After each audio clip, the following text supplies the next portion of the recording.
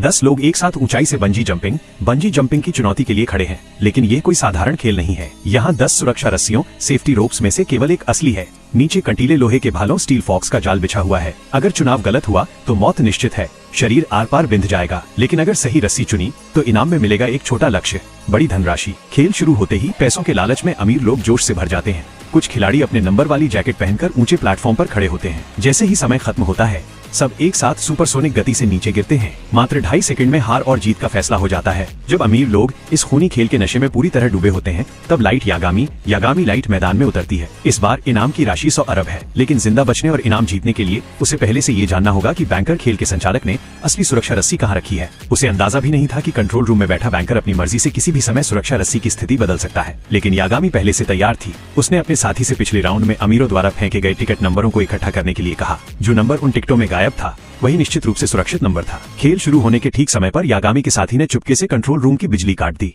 इससे बैंकर अब सुरक्षा रस्सी की स्थिति नहीं बदल सकता था। अब 100 अरब का इनाम नजरों के सामने था।